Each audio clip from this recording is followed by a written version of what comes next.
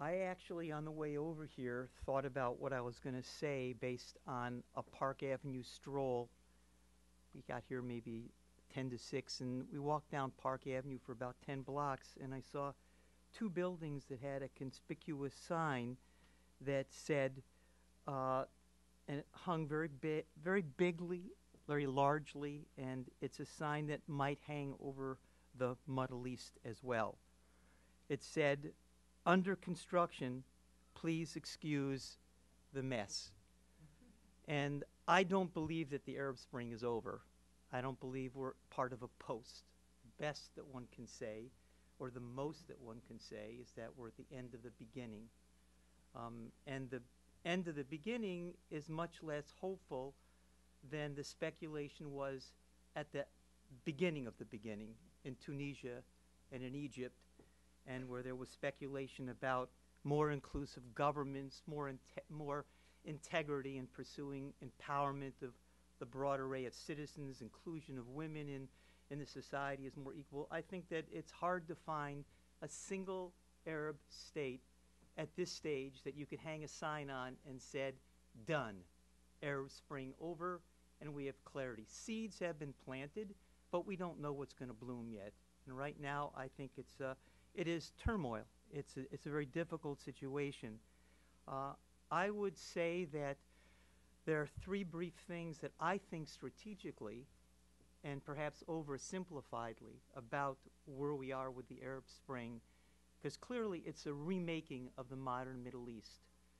And the modern Middle East grew in very traumatic and unfortunate circumstances with very unfortunate outcomes at the end of World War I with the Sykes-Picot Agreement, which is coming to an end. You're basically seeing the end of colonial cartography, which is the name of the game and where the modern Middle East emerged from. If there's anything that students need to learn about the origins of the making of the cartography and the map of the modern Middle East, it's how it was done by colonial powers in rivalries themselves, preparing for spheres of influence and direct rule over significant parts, particularly the Levant, but other areas in the Middle East, and essentially denying and postponing the emergence of an Arab confederation of states that might have emerged.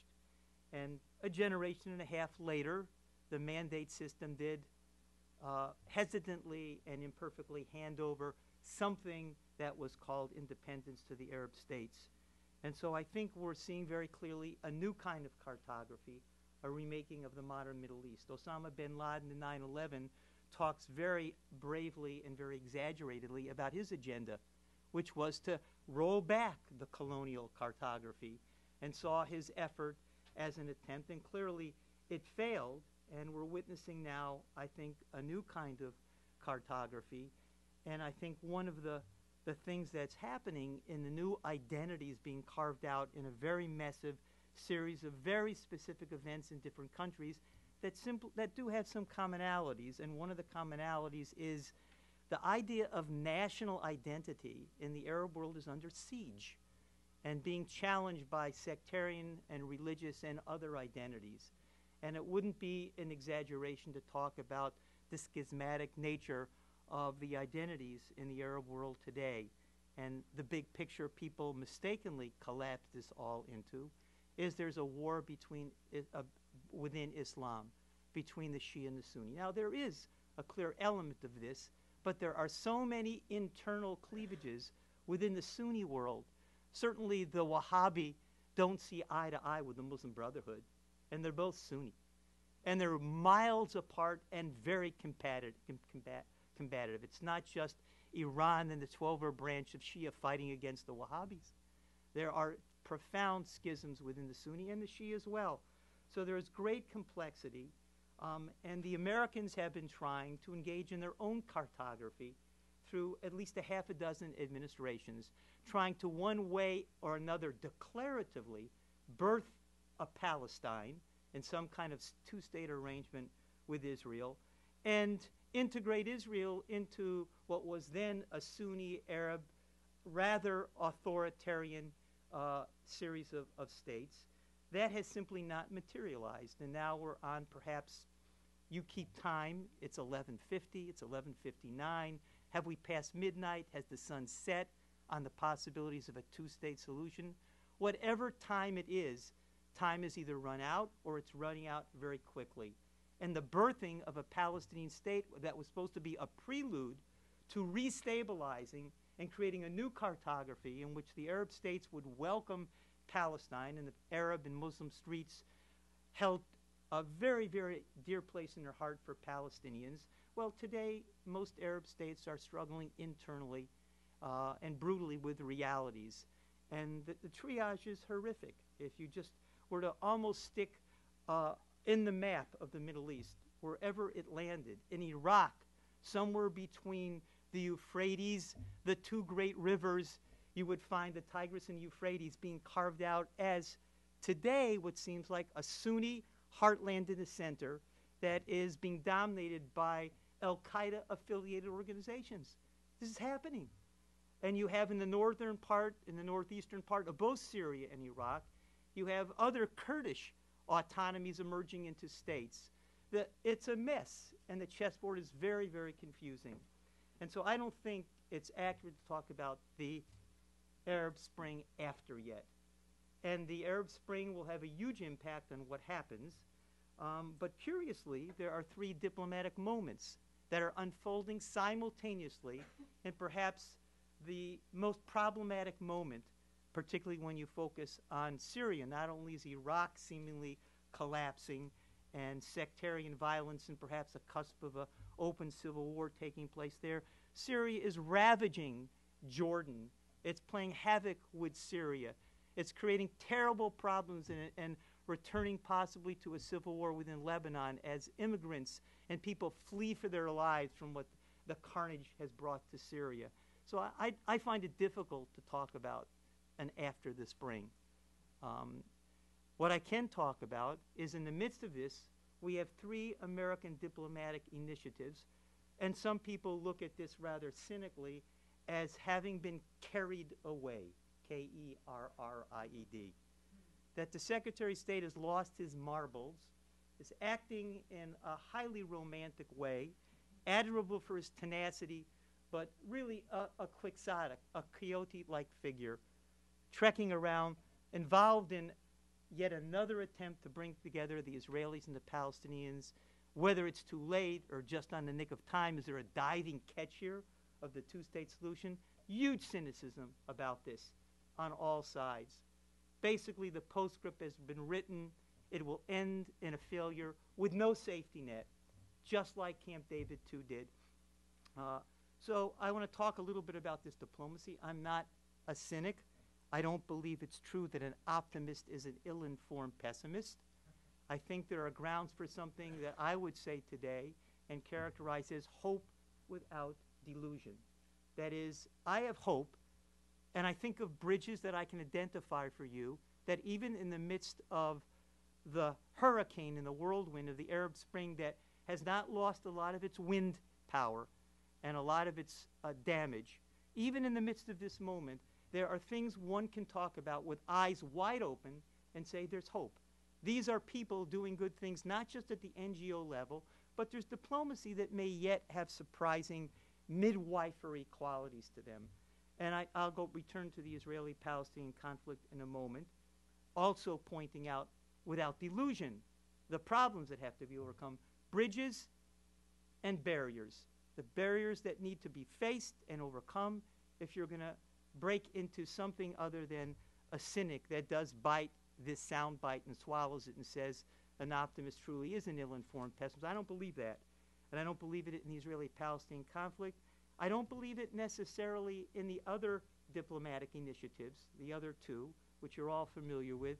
Everyone follows with bated breath what's happening with Iran. Is the P5+1 actually going to, the 5 security members, permanent members of the Security Council and Germany, going to succeed and implement an interim agreement with other follow-ups to it that culminate into an agreement that is a win-win for the negotiators on the Western side and the Iranian people and an Iraqi government that is much more complex than most people talk about it in daily terms.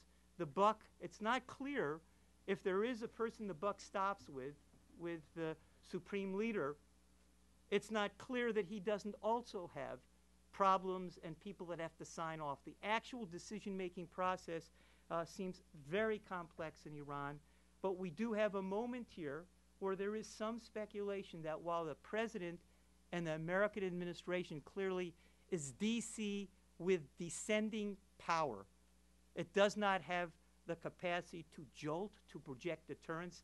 DC doesn't have the same energy, clearly, but is there something there in spite of their inability to have a website that had people register for health care? Can it do something healthy enough and robust on Arab-Israeli peacemaking, on integrating Iran into a regional arrangement that breaks down the ferocious camps that have been emerging in not just the new Cold War, but a new war within the Arab Middle East and the Muslim world that has Saudi Arabia leading one erstwhile camp and Iran leading the Crescent Resistance Front, which it often is called. Can these camps in Cold War be broken down? Does Obama actually have a sneaky strategic attempt here to integrate Iran and let it exercise power and influence without having, quote, imperial instincts penetrating other countries and destabilizing the region and carrying out terrorism and violence? Is there a grand design here of taking the admirable Turkish government and Erdogan's original vision of no enemies for the Turkish state? And today he's confronted with a series of borders that have hostile relations. Is it possible Obama, with gross incompetence in domestic arrangement, has a vision here for the Middle East? And this something will come prospectively of this Iranian breakthrough on an interim. I am certain that it will be a very bumpy and problematic road. I do not believe they'll have a kind of comprehensive agreement you have talked about. In fact, if one looks even optimistically, which I do, at the actual text itself, if you haven't read it, read it, because everyone is talking nonsense about it that's writing about, because they haven't read the text of the agreement. When you read it carefully, some big things jump out at you. And the biggest thing, if you see a problem here, is it only talks about one of the two dimensions of the quest that most people believe that Iran is pursuing to develop a nuclear bomb and a weapon, is this only focuses really on the enrichment process. It doesn't focus on the weaponization process and the fitting of a bomb and the creation of a bomb. And that's what has been left out besides the agreement to disagree about the Americans and the European and the P5 supposedly, did they agree to or not agree to Iran's right to enrich? They've agreed to disagree about what they've agreed to. There are some whopping contradictions and examples of studied ambiguity and contradictions built into this particular interim agreement. But I think it's possible the administration has something up its sleeve and has put Netanyahu and the Israeli government in a very, very difficult circumstance in which they can't afford to play the game of being a spoiler and further isolating themselves by the war rhetorically, publicly they've chosen up until very recently with the Obama administration. So we have to talk briefly about the possibility of a two-state solution negotiation process and a little bit more about the prospect of a grand bargain that the Obama administration might have up its sleeve that is involving the Russians, not just on one of these two diplomatic fronts, but two and maybe all three of them. The last front, of course, that you know has to do with the retirement of Syrian chemical weapons, and more ambitiously to have January 22nd, and it may be deferred, there may be a due date, but they have a date of January 22nd to begin a process of creating a transition government. Right now, it seems as if there aren't very many people willing to go to the table without having negotiated ahead of time who will be the head of that transition government. The Americans have not yet formally yielded that it can't be Assad. Assad has just renewed again. It will only be him that heads the transition government. So the murder and mayhem that characterizes daily life in Syria still becomes very problematic. But we have this other gambit that the Russians are co-sponsoring with the Americans. One should not dismiss, because for a long time, many people have correctly talked about the deficit in diplomacy, that we had a kind of Manichaean, the Bush administration, I think, turned into a policy, what is a 3M policy, a Manichaean policy. Either you're with us or against us. There's the forces of good and the forces of evil, the axis of evil. Well, the axis of evil right now, according to the Obama administration, is now being integrated potentially into an international arrangement and part of the international community. So there's not such a Manichaean view, and it's not America going alone. It's got international architecture that the Obama administration is interested in. It isn't militaristic solely. In fact, he had a chance several months ago to go after, in a surgical strike, something that isn't talked about openly, the fixed-wing jets that were on the ground and the helicopter gunships that might have eliminated the Syrian Air Force. There were serious plans. He passed that up when diplomacy seemed to become required because the Americans don't want another military intervention in the Middle East. He couldn't get the Congress to support him, and he took the path of diplomacy. I applaud him for that, and the question now becomes what happens of these three diplomatic initiatives. Let me say a few things about the Israeli-Palestinian conflict. First, what are the barriers? Very quickly, if you look with your eyes wide open, you see that the Israelis and Palestinian publics on both sides in the latest public opinion polls have shrinking but still majorities on both sides that support the two-state solution. A little higher on the Israeli-Jewish side than the Palestinian side, but you have now more than 50% on both sides that endorse the two-state solution. The one-state solution still has very limited support, according to Khalil Shikaki and two other polls done most recently and most authoritatively with scale of and how people were interviewed. And what we see happening in the good news also is we have the majority of Jewish settlers that are concentrated relatively close to the Green Line and are creates a potential way of imagining modest territorial swaps between Israelis and Palestinians that might solve 80% of the problems with Jewish settlers that most people presume too late to remove the Jewish settlers. The demography of Jewish settlement presence in the West Bank is widely perceived as having passed the point of no return. It will take too much money to buy them out is one argument, and it will be impossible for the IDF to engage in a forced evacuation. Look at how difficult it was to remove 7,800 Jewish settlers in Gaza as opposed to 300,000 from the West Bank. The good news here is the concentration again of those settlers. 80% are within, and there's some argument here, between 3 and 4.5% of the West Bank. A large overwhelming majority of those settlers are located.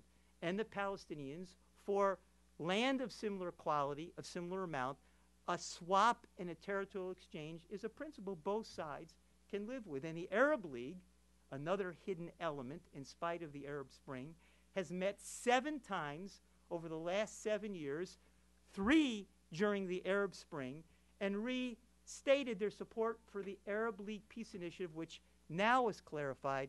Therefore, a Palestinian state on the basis of the 67 wars with mutually agreed upon swaps that both sides would agree upon.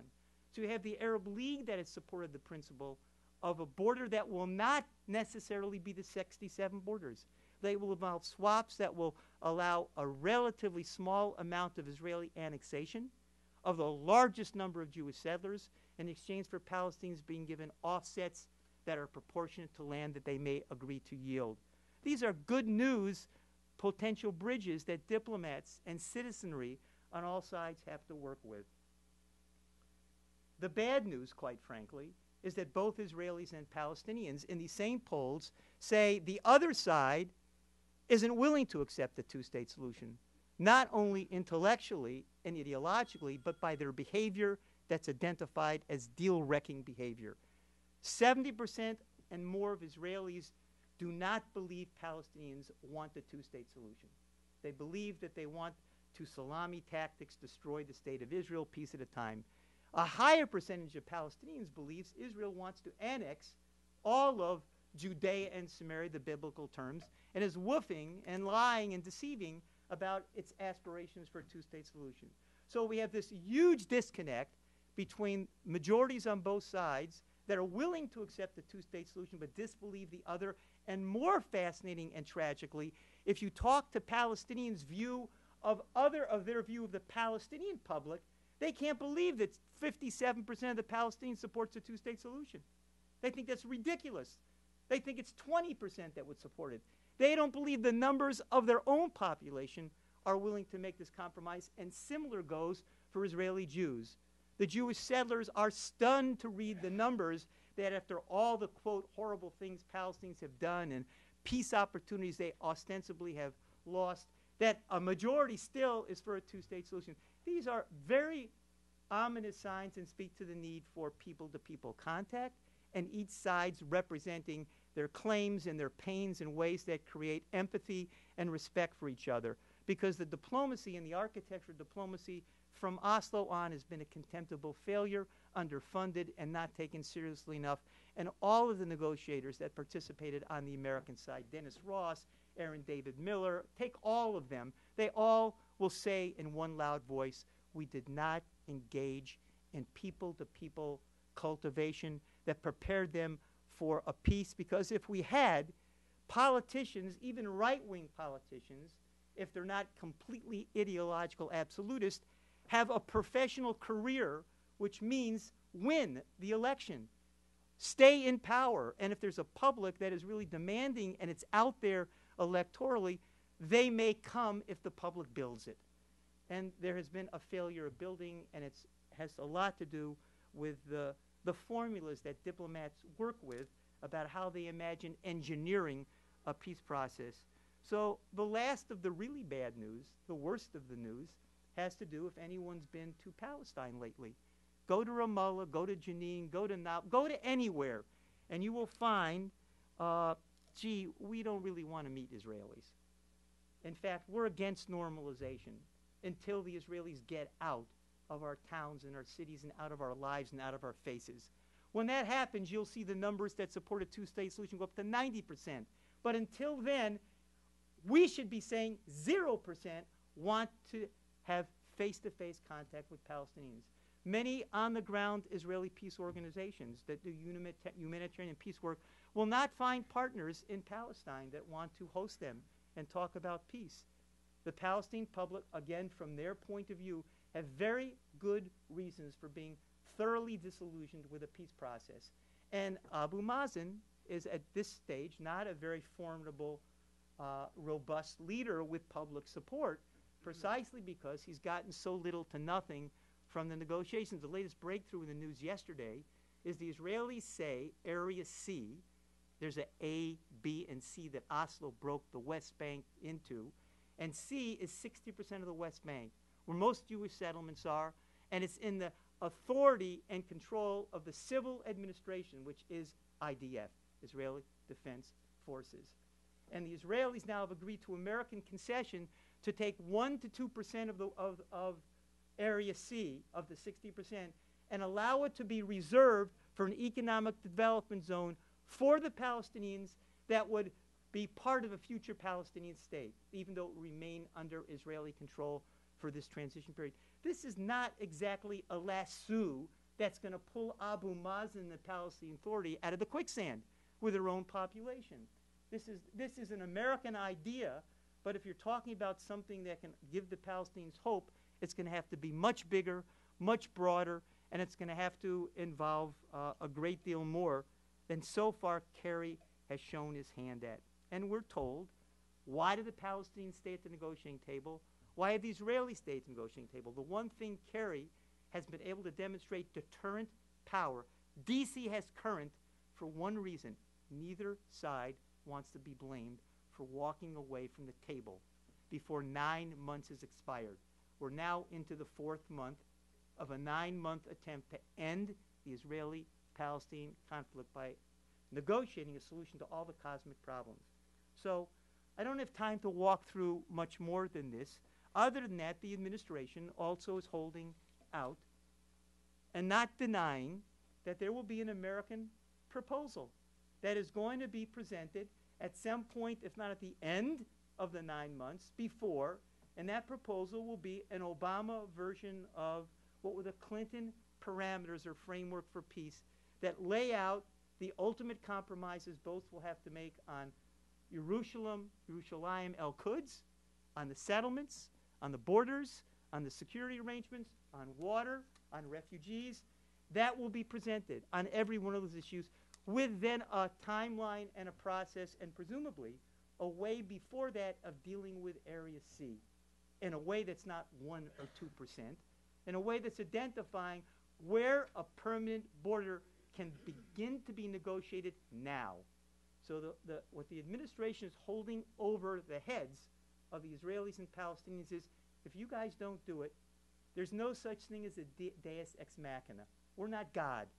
We can't impose a solution on you. What we can do is present at the end of the day the latest American version of the least worst deal on all the core cosmic issues and let the world know what your position is on this document. And I would think that the Israelis are the party most concerned about this document that is being held up as, I think, a transparently veiled threat to the Netanyahu government. And it's not without, I think, some influence. Because if you looked at Israeli domestic politics, the current parliament, the 120 men and women in the Knesset, the prime minister of the state of Israel, if will is a way, once you have a will, there is a way, you have to also ask, what's the capacity? Will is only one of two things you must have. You must have the capacity. And if you talk about the mathematics of the current Israeli parliament, the Knesset, you have mathematics of the prime minister of the state of Israel that can move forward with a peace process negotiating on the basis of 67 borders with agreed upon mutual swaps. And that is exactly the question that the Israeli public was asked recently, and a majority favor. And particularly if Netanyahu is the one heading the government that's implementing and negotiating that process. These are all part of the hope without illusion, but the real potential delusion is, I think, the sense of the Israelis looking at Palestine and seeing the one thing the Arab Spring could have done with Arab-Palestinian rebellion in Ramallah and Nablus and Jenin is reunite. Hamas and Fatah, get your act together. We can't be a hydra with two heads trying to speak on behalf of Gaza, the West Bank, and Jerusalem when we have two warring factions that are not interested in overcoming their differences. We have to be whole territorially, if not exactly on the same page diplomatically, before we become credible interlocutors. This split between Hamas and Fatah is used transparently by the Israeli government that will say, when they mutter to the side, we already have a two-state solution. We have two Palestines. It's great. And we have no one, singularly, in a unified way, with whom to negotiate. One of the things the Arab Spring people were hoping would do would put young people on the streets pressuring the leaders of Hamas and Fatah to bury the hatchet somewhere else besides in each other's skulls. That has not happened. Hamas and Fatah are not close to a reunification process. So there are serious barriers here. For me, I think the Israeli-Palestinian conflict is not going to be pulled out of the mud by Israelis and Palestinians. In fact, I put a great deal of hope in terms of things that will happen with Iran. Imagine if Iran does get integrated into an international system. Imagine the Turkish government playing a role again, as they once tried to do, bringing Hamas and Fatah together into a unification and agreeing that it's going to be a diplomatic negotiation culminating in a two-state solution and an end to all grievances between the two parties. Imagine a Middle East that has actually Syria holding together in a way that doesn't devolve into a new front with al-Nusra and affiliated al-Qaeda groups in the Golan Heights, declaring the next stop downtown Tel Aviv, which is what they're talking about. Imagine that there was an international community that we all talk about that existed with teeth, with wisdom, with a sense of passion and support for both sides here. Imagine it. Will the IAEA be able to have the intrusive engagement on the ground to do what must be done to bring Iran into transparency? Will the United Nations and the P5 actually do its job in getting us not just the end of chemical weapons, but actually get us into a situation where Humpty Dumpty will not fall apart in Syria and you'll have a new transitional government? Will the international community be able to effectively talk to Israel with sticks and carrots that gets the Israeli public more aware of the isolation of Israel in the world, the marginalization of its influence, which, by the way, has in large measure been carried out by the Israeli government recently, in the way it seems to react to what's going on in some of the diplomacy we've been talking about. So for me, I wish all of you well in your organizations, because the heavy lifting of people from below, peace is not going to be made unless the NGO community from below is well funded, much more than the peanuts it gives today. There has to be a whole meal set on the table every day for a number of years for them to be empowered and to reach their own constituency sufficiently. And diplomats have to be able to talk about an international community that is responsible. One of the real tragedies of our era, I'd argue, is that we're seeing a challenging of the nation-state system in the Arab world in the Arab Spring, and we're not seeing the creation of an emboldened and strengthened international community. Those two things are as dangerous as some people may think Israeli occupation is. And so for me, there is the architecture of the IAEA. This needs to be thought through very carefully. In the next 3 months, the United Nations and its agencies, whether it's the World Court, the IAEA, they're going to be tested. Not just the Israelis, not just the Palestinian citizens on the street. So I would hope that one of the things we'll say for our criticism and our empathy is all of the parties in this conflict. Divided, we will only create, I think, another round of tragedy for all the peoples. I'm sorry I don't have more time to lay things out, but I'd be willing to entertain whatever questions you might have.